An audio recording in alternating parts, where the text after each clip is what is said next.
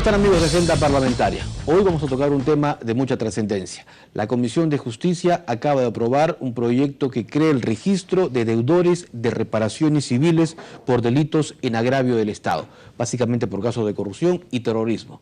Estamos con el presidente de la Comisión de Justicia, el congresista Juan Carlos Seguren, para hablar sobre el tema. Congresista, muy amable. No, al contrario, gracias. Si me permites poner el marco de referencia. Correcto. En la comisión hemos priorizado, por una decisión unánime de todos los miembros de la comisión, que en esta legislatura se va a dar la máxima prioridad a todos los proyectos que tengan que ver con delitos de corrupción. Correcto. Creo que es uno de los temas centrales que van carcomiendo el sistema democrático y la institucionalidad democrática. El segundo elemento es que en mérito a ello se convocó una mesa de trabajo el día lunes y se ha invitado al presidente del Poder Judicial, al fiscal de la Nación, al premier, al ministro de Justicia, al presidente del Consejo Nacional de la Magistratura, al ministro de Justicia y, en fin, a todos aquellos que están involucrados con el funcionamiento del sistema de justicia. Incluso se invitó al presidente del Congreso de la República. Y que sirvió para la firma de una importante declaración anticorrupción. Exactamente. Se firmó una declaración en la cual ya no solo es el compromiso del Congreso de priorizar las materias vinculadas a corrupción, sino en todas las otras instituciones también se asumió el compromiso de priorizar. Ejemplo, en el Poder Judicial tenemos una enorme carga procesal de todos los delitos que nos podamos imaginar. Entonces, ¿qué va a hacer el Poder Judicial? Va a priorizar dentro de esa carga que tiene todos aquellos procesos que tengan que ver con corrupción. Lo mismo el Ministerio Público en materia de investigación y denuncia y todas las instituciones. O sea, hay un compromiso ya para hay un compromiso trabajar desde el Congreso que nos vincula a todos en esa prioridad. El segundo elemento, y ya en ese marco, es Correcto. que hemos abordado con prioridad dos proyectos. Uno es el registro y el otro que está llamado la muerte civil, ¿no? Y los hemos acumulado en un solo dictamen que ha sido aprobado. ¿Qué plantea registro? Que todos aquellos delincuentes, y así hay que señalarlo, que han tenido sentencias consentidas o ejecutoriadas por delitos de agravio al Estado, llámese delitos de corrupción, delitos de terrorismo, terminan con condenas privativas de la libertad, pero también con reparaciones civiles. Al Estado. Al Estado. Tienen que reparar el daño causado al Estado.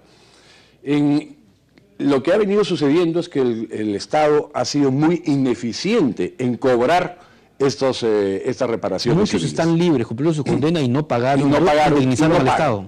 Exactamente.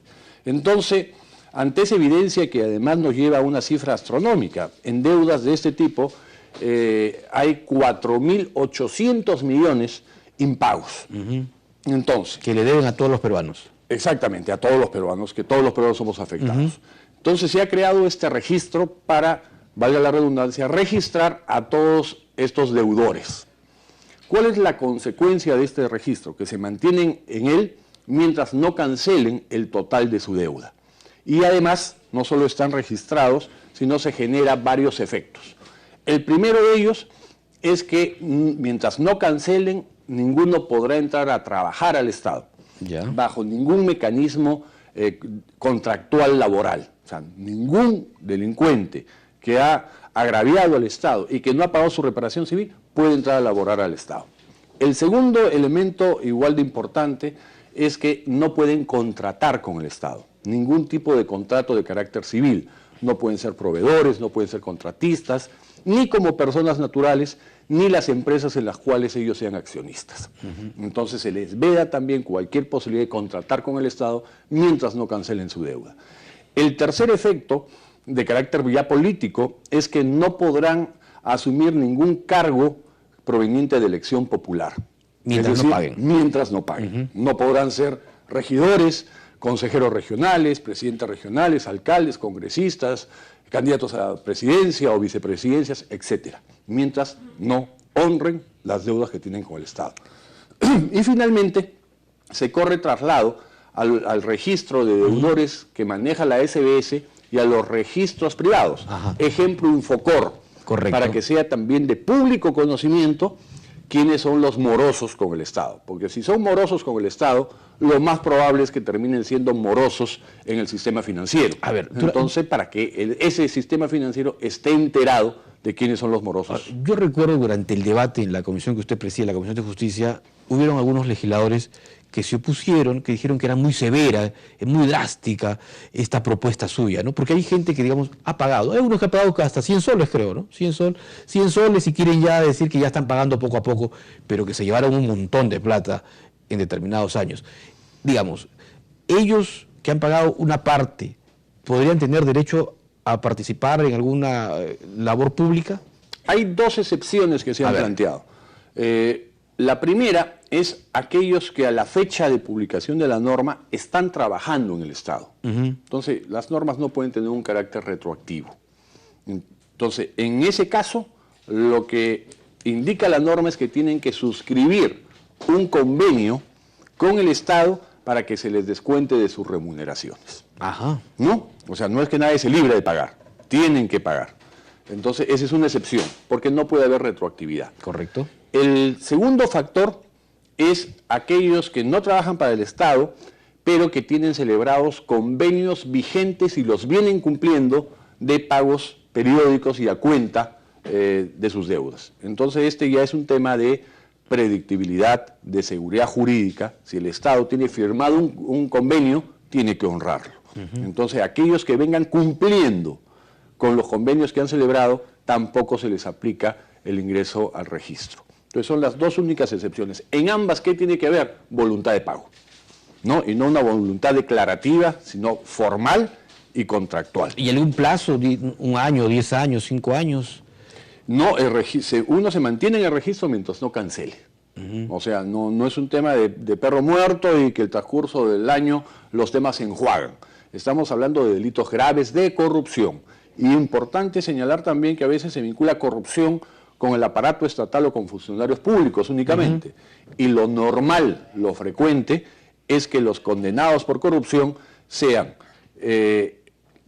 funcionarios públicos o empleados públicos en general, con privados, porque el Estado no hace negocio con sí mismo. Claro. O sea, un gobierno regional no le vende ni es proveedor del gobierno nacional y así sucesivamente. El Estado hace negocios y contratos con los privados. Entonces, cuando hablamos ya de lucha contra la corrupción, no hay que focalizarse única y exclusivamente en el Estado, sino en general en toda la sociedad.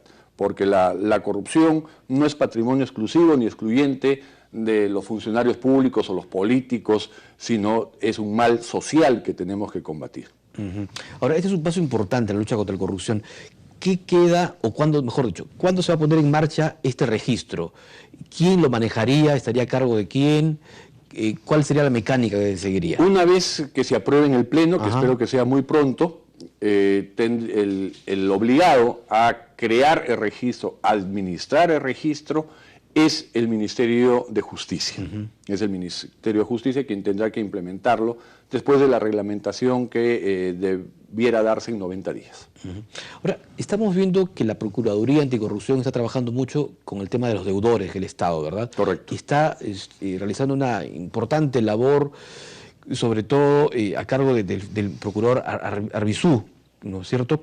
Yo quiero saber si este proyecto podría, digamos, encajarse dentro de ello, porque se están, digamos, recuperando bienes, ¿no?, de quienes le han jugado sucio al país, o con muchos embargos que está haciendo la Procuraduría. Un bien, o porque el Estado te ha embargado y te ha rematado y eso ha matado la deuda, no interesa el cómo pagues. Lo importante es que pagues, y mientras no pagues, estás en el registro.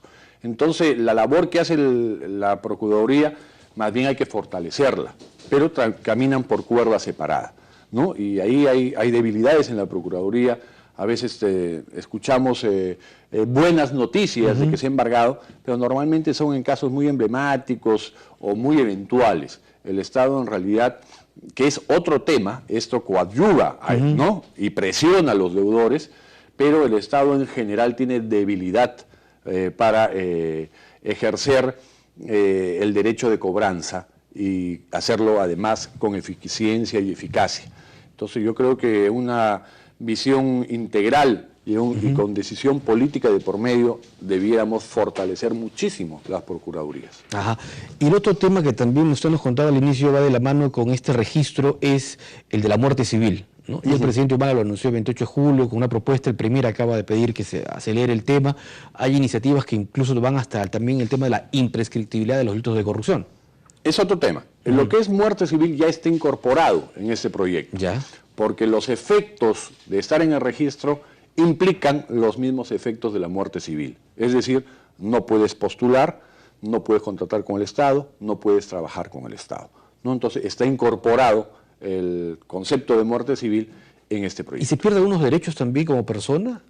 Que no es poca cosa, que son incluso de ámbito... Los créditos financieros también me constitucional, parece, ¿no? Que es el derecho de elegir y ser elegido. No pueden ser elegidos. Correcto. Y sobre imprescriptibilidad, ¿qué opina usted, congresista?